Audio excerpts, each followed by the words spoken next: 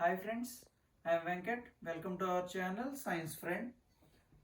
ఇవాళ 10th class students most డిఫికల్ట్గా feel అయ్యే రే డయాగ్రామ్స్ గురించి ఎక్స్ప్లెయిన్ చేస్తాను.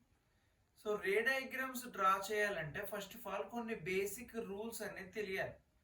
సో లైట్ రిఫ్లెక్షన్ రూల్స్ అనేవి మనం బాగా అర్థం చేసుకోగలిగితే రే డయాగ్రామ్స్ అనేవి చాలా ఈజీ అవుతాయి.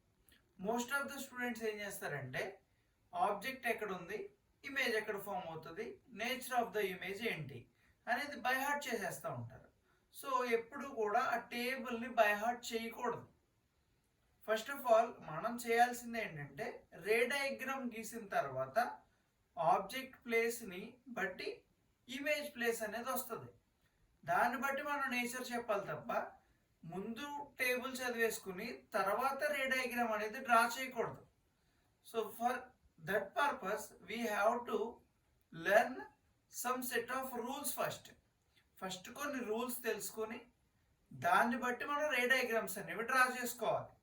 ఓకే, సో దాంట్లో భాగంగా అసలు మిర్రర్ అంటే ఏంటి? Mirror is a smooth polished surface that light reflects back. ఆ మిర్రర్ అనేది లైట్ని సేమ్ మీడియంలోకి రిఫ్లెక్ట్ చేస్తుంది, అబ్జర్వ్ చేసుకోకుండా రిఫ్లెక్ట్ చేసేస్తుంది. దాన్ని మనం ఏమంటాం అంటే మిర్రర్ అంటాం. ఓకే, సో అలా రిఫ్లెక్ట్ చేసినప్పుడు ఏం ఫామ్ అవుతుందంటే మనకి ఇమేజ్ అనేది ఫామ్ అవుతుంది. సో ఫస్ట్ మనం ఇప్పుడు రే డయాగ్రామ్స్ గురించి మాట్లాడుకుంటున్నాం కాబట్టి స్పెరికల్ లెన్స్ అనేవి మీకు ఫైనల్ ఎగ్జామ్స్లో ఉపయోగపడతాయి కాబట్టి స్పెరికల్ లెన్స్ కాదు, spherical mirrors. So spherical mirrors గురించి మనం డిస్కస్ చేస్తున్నాం కాబట్టి ఆ వాటి యొక్క ఇమేజెస్ ఎలా ఫామ్ అవుతాయో చూద్దాం. స్పెరికల్ మిర్రర్స్ అనేవి ఎక్కడి నుంచి వస్తాయి అంటే స్పియర్లో భాగంగా వస్తాయి. ఓకే, సో ఇందులో టూ టైప్స్ ఉంటాయి. ఒకటి concave mirror, second one is convex mirror. Most of the కేసెస్లో యూజ్ చేసేది కాన్కేవ్ మిర్రర్ని యూజ్ చేస్తాం. సో రెండు వాటికి డిఫరెన్స్ ఏంటి అనేది చెప్తాను చూడండి. Concave and convex.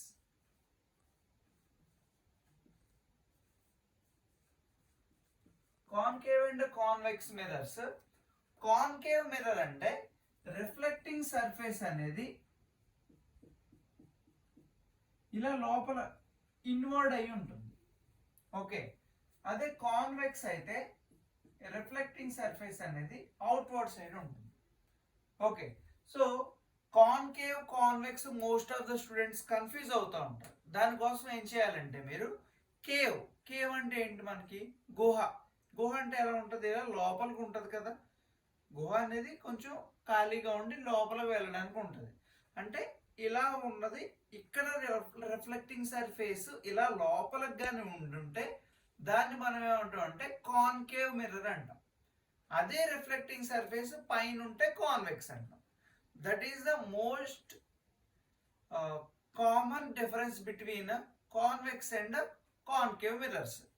So first మనం కాన్కేవ్ మిర్రర్ గురించి తెలుసుకుందాం. కాన్కేవ్ మిర్రర్ రే డయాగ్రామ్స్ కి బేసిక్స్ తెలుసుకుందాం.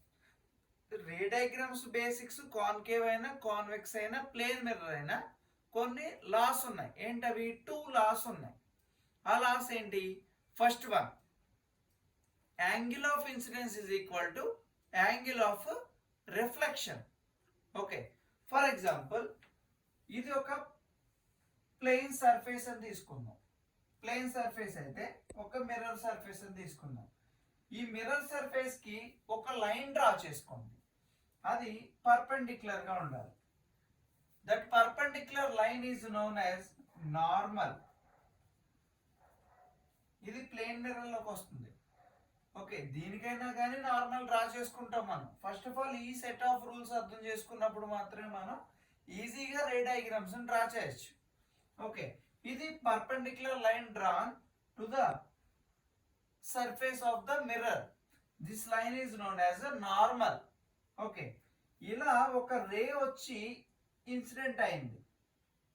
ఈ రే ఇన్సిడెంట్ అయిన ఈ రేని ఏమంటాం అంటే ఇన్సిడెంట్ రే అంటాం.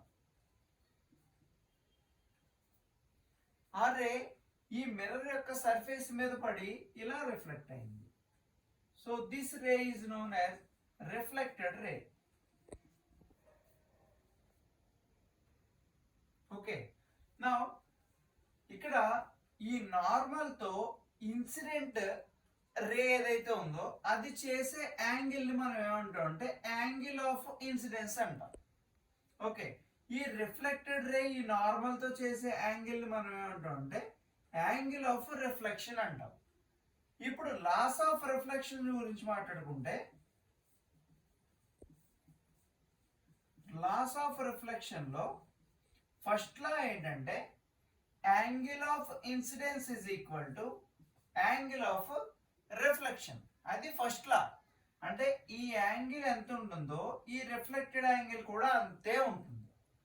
ఓకే, నెక్స్ట్ వన్ వచ్చేసి సెకండ్ లా వచ్చేసి నార్మల్ ఇన్సిడెంట్ రే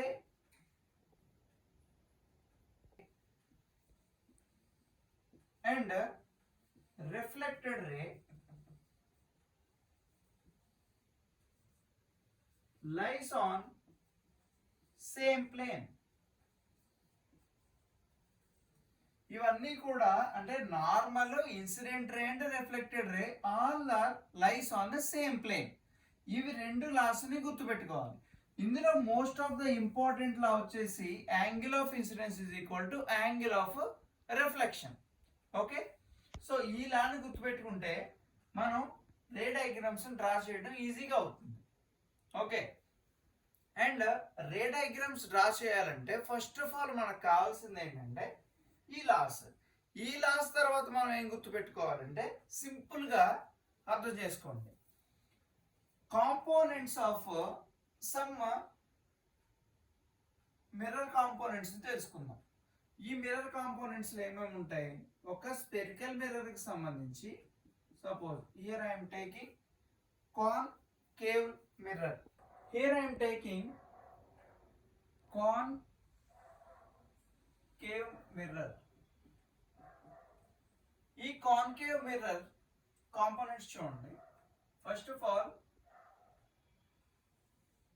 ఈ లైన్ ని సెంటర్, ఈ మిర్రర్ యొక్క సెంటర్ నుంచి పాస్ అవుతుంది.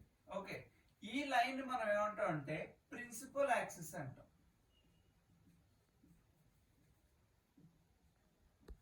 ప్రిన్సిపల్ యాక్సిస్ అంటాం. ఓకే, ఈ మిర్రర్ యొక్క సెంటర్ నే మనం ఏమంటాం అంటే పోల్ అంటాం. దాన్ని P తో డినోట్ చేస్తాం. ఈ లైన్ వచ్చేసి ప్రిన్సిపల్ యాక్సిస్, ఈ సెంటర్ వచ్చేసి పోల్. ఓకే, సో ఇది యాక్చువల్లీ స్పియర్ నుంచి వచ్చింది కాబట్టి ఇలా స్పియర్ గీసుకున్నప్పుడు దాని యొక్క సెంటర్ పాయింట్ ఉంటుంది కదా. For example this is the centre point. ఇది సెంటర్ పాయింట్ అని తీసుకుంటే ఆ సెంటర్ పాయింట్ దగ్గర ఈ పాయింట్ దగ్గర నుంచి ఈ పాయింట్ వరకు ఉండేదాన్ని మనం ఏమంటాం? సో ఫర్ ఎగ్జాంపుల్ ఒక సర్కిల్ తీసుకోండి. సర్కిల్ యొక్క సెంటర్ నుంచి any point on the circumference, ఈ డిస్టెన్స్ ఏమంటాం మనం? రేడియస్ కదా అంటాము. సో ఈ సెంటర్ దగ్గర నుంచి ఈ పోల్ దాకా ఉండే డిస్టెన్స్ ని మనం ఏమంటాం అంటే రేడియస్ ఆఫ్ కర్వేచర్ అంటాం.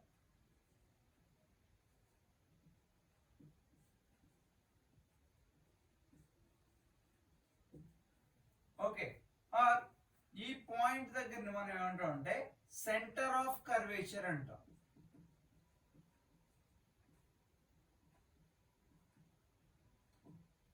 సెంటర్ ఆఫ్ కర్వేచర్ అంటాం. దెన్ ఈ పాయింట్ కి ఎగ్జాక్ట్లీ సెంటర్ అంటే మిడ్ పాయింట్.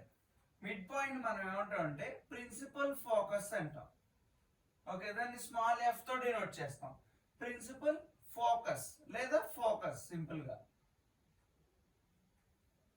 ఓకే, ఈ ఫోకస్ దగ్గర నుంచి ఈ పోల్ దాకా ఉండే డిస్టెన్స్ ని మనం ఏమంటాం అంటే ఫోకల్ లెంత్ అంటాం.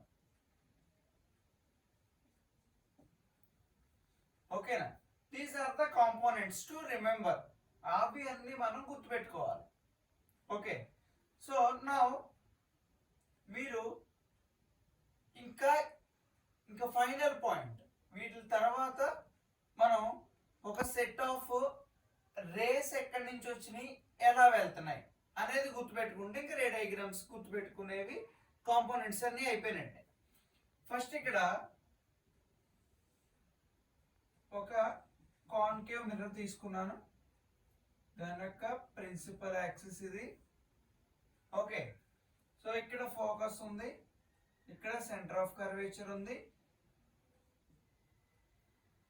ఒక రే ప్రిన్సిపల్ యాక్సిస్ కి ప్యారలల్ గా గానే వస్తే ఏంటది, ఒక రే ప్రిన్సిపల్ యాక్సిస్ కి ఇలా ప్యారలల్ గా గాని వస్తే అది ఎక్కడికి రిఫ్లెక్ట్ అవుతుందంటే it passes through focus.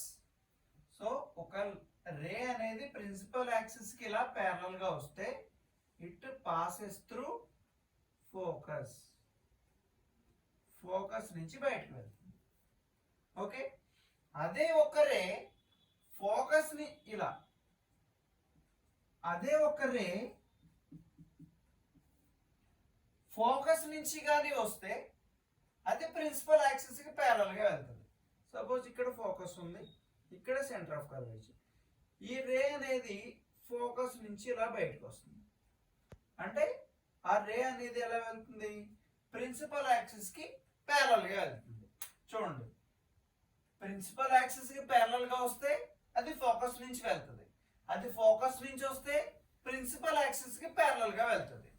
Okay, next one వచ్చేసి ఈ పోల్ దగ్గర కానీ పడింది అంటే సేమ్ యాంగిల్ అలాగే రిఫ్లెక్ట్ అవుతుంది. ఇవి మీరు గమనించుకోవాలి. ఎక్కడైనా సరే, అదేంటి ఇందాక లాస్ చెప్పారు కదా, ఆ లాస్ ఇక్కడ కనపడట్లేదు అనుకోవద్దు. ఎక్కడైనా సరే అది నార్మల్, ఈ యాంగిల్ ఎంత ఉందో ఈ యాంగిల్ అంతే ఉంటుంది. ఓకే, ఇక్కడైనా సరే లాస్ ఆఫ్ రిఫ్లెక్షన్ ని ఒబే చేస్తూనే వెళ్తుంది. సో మీరు ఇవన్నీ ఐడెంటిఫై చేయనవసరం లేదు. అక్కడ కావాల్సింది ఏంటంటే రూల్ కావాలి. రూల్ గుర్తుపెట్టుకోండి. First of all principal axis కి ప్యారలల్ గా వస్తే ఫోకస్ నుంచి వెళ్తుంది, ఫోకస్ నుంచి వస్తే ప్రిన్సిపల్ యాక్సిస్ కి ప్యారలల్ గా వెళ్తుంది, అండ్ పోల్ దగ్గరికి వెళ్తే ఈ విధంగా ఉంటుంది రే డయాగ్రామ్ అనేది. ఓకే, దెన్ ఇవి తెలుసుకున్న తర్వాత రే డయాగ్రామ్స్ లోకి వెళ్దాం. ఓకే, సో ఫస్ట్ ఇవి ప్రాక్టీస్ చేయండి, రే డయాగ్రామ్స్ నెక్స్ట్ వీడియోలో చెప్తాను.